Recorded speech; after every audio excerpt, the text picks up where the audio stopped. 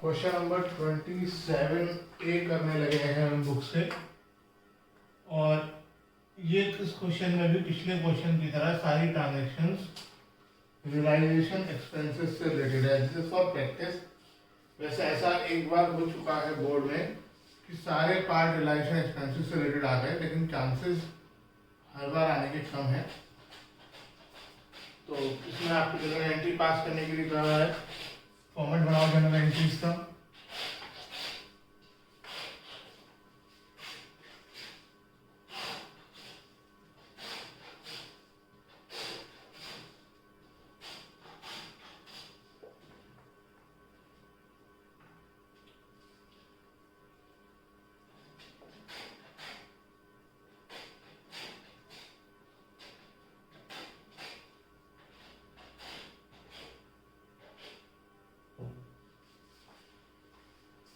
First part, L एक partner है, appoint किया गया है डिसोल्यूशन के लिए। इस चीज के लिए हमें एल को रिम्यूनरेशन देनी है। तो रिम्यूनरेशन देनी है, तो ये रिम्यूनरेशन जो हमें देनी है एल को, ये हमारे लिए एक्सपेंस हो गया।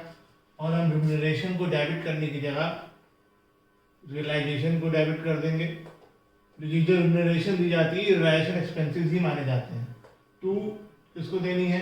एल्स कैपिटल अकाउंट, पार्टनर की कैपिटल को बढ़ा दिया जाएगा। पार्टनर को अभी कुछ भी कैश में नहीं दिया जाता, वो सबसे लास्ट में पेमेंट होती है। बीइंग रिम्यूनरेशन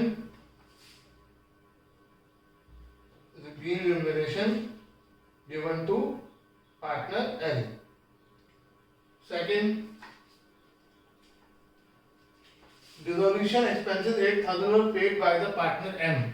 एम ने पे कर रहे हैं, लेकिन ये नहीं बताया कि बॉर्न कौन कर रहा है। जब नहीं बताया होता तो फर्म बॉर्न करती है, तो फर्म बॉर्न करेगी तो रियलाइजेशन एक्सपेंसेस, रियलाइजेशन डेबिट हो जाएगा। और पार्टनर ने पे किया है, इसलिए पार्टनर का कैपिटल अकाउंट राइज हो जाएगा। अमाउंट है 8,000, being realisation expenses paid by M. P एक पार्टनर है जिसे अपॉइंट किया गया है डिसोल्यूशन के प्रोसेस के लिए, जिसके लिए उसे रिम्यूनरेशन मिलनी है 7,000। ये सेम लगभग फर्स्ट पॉइंट जैसा है, लेकिन इसमें एक स्टेटमेंट और आगे लिखी है। पी ने एग्री करा है कि वो डिसोल्यूशन एक्सपेंसेस बियर करेगा, और एक्चुअल डिसोल्यूशन एक्सपेंसेस 4,000 है which were paid by P. तो इसमें दो अलग अलग ट्रांजैक्शन है। पहले हम पहले की बात कर देते हैं। उसने कहा है कि रिम्यूनरेशन देनी है पार्टनर को, तो ये रिम्यूनरेशन हमारे लिए एक्सपेंस हुआ, तो रिम्यूनरेशन को डेबिट करने की जगह हम रियलाइजेशन को डेबिट कर देंगे। और किस पार्टनर को देनी है? ये पी को देनी है, तो पी का कैपिटल अकाउंट क्रेडिट हो जाएगा। कितनी अमाउंट है? 7,000, being remuneration given to P. उसके बाद कहा है कि 4,000 पार्टनर ने कहा है कि वो रियलाइजेशन एक्सपेंसेस बियर करेगा, और आगे लिखा है कि पे भी पार्टनर पी ने ही करे हैं। तो जब पे भी वही कर रहा है, बियर भी वही कर रहा है, जब पार्टनर बियर करता है और पार्टनर ही बियर करता है, तो उसकी कोई एंट्री नहीं करते। आप चाहो तो ब्लैंक छोड़ दो, चाहो तो नो एंट्री लिख दो। लेकिन अगर थर्ड पार्ट में कोई भी एंट्री नहीं हो रही होती तो नो एंट्री जरूर लिखते। फिलहाल आप ब्लैंक छोड़ सकते हो या नो एंट्री भी लिख सकते हो। जिसमें एक से ज्यादा एंट्री हो, अगर कोई ऐसे में नो एंट्री हो रही होगी तो आप एक के लिए नो एंट्री लिख दोगे।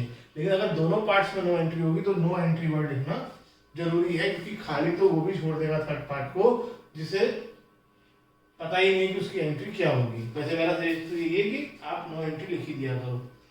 And a partner was appointed to look after the process of dissolution, for which he was allowed a remuneration of 9,000 and agreed to bear the dissolution expenses. Actual expenses of 4,000 were paid by the firm. काफी कुछ पिछले question जैसा है, लेकिन last में एक line बढ़ा दी गई है। तो पहले हम पहली एंट्री कर लेते हैं। ये हमारे लिए एक्सपेंस हुआ, तो हम रियलाइजेशन को डेबिट कर देंगे और एन की कैपिटल को बढ़ा दिया जाएगा, क्योंकि एन को हमें कुछ देना है।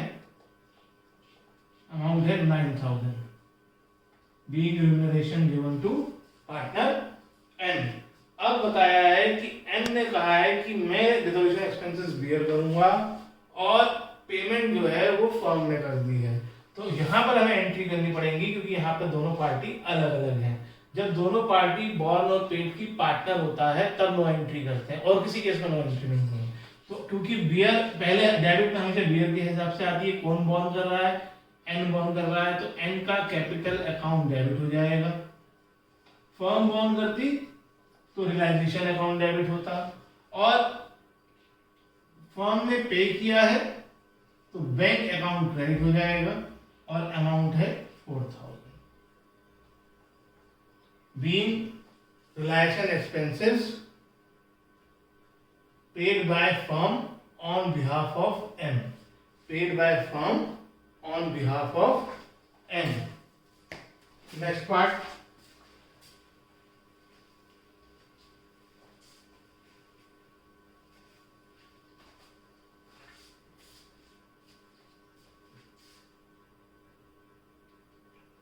सॉरी, मैंने एक पार्ट बीच में मिस कर दिया है, तो पार्ट नंबर आप सही कर लेंगे।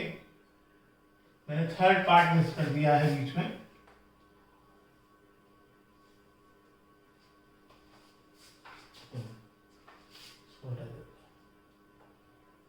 Fifth part, sorry sixth part. Q एक पार्टनर है जिसे अपॉइंट किया गया है रिजोल्यूशन के प्रोसेस के लिए। इस चीज की वजह से रिनोवेशन 18,000 देनी है। क्यू ने एग्री करा है कि वो 18,000 का स्टॉक ले जाएगी रिनोवेशन के बदले, और वो पहले से रिलायंस में ट्रांसफर हो गया था, वो हमारे लिए इंपॉर्टेंट है ही नहीं। तो पहले तो कहा है कि रिनोवेशन देनी है, तो realisation account debit to Q's capital account,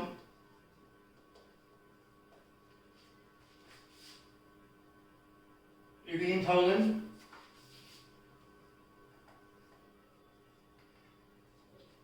being remuneration given to Q, और Q इस रिम्यूनरेशन के बदले स्टॉक लेके चला गया, यानी एसेट लेके चला गया।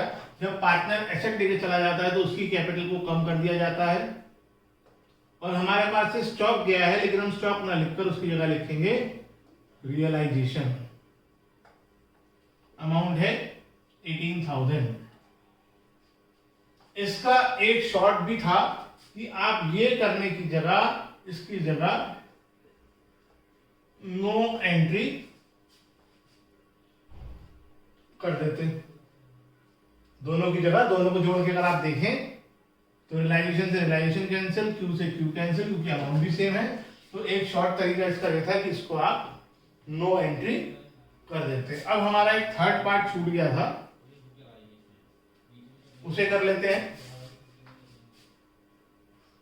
थर्ड पार्ट में कहा है कि डिसोल्यूशन एक्सपेंसेस वर 5,000, कुछ नहीं बताया। इसका मतलब बॉन्ड भी फॉर्म कर रही है, पे भी फॉर्म कर रही है। क्योंकि बॉन्ड फॉर्म कर रही है तो रियलाइजेशन अकाउंट डेबिट,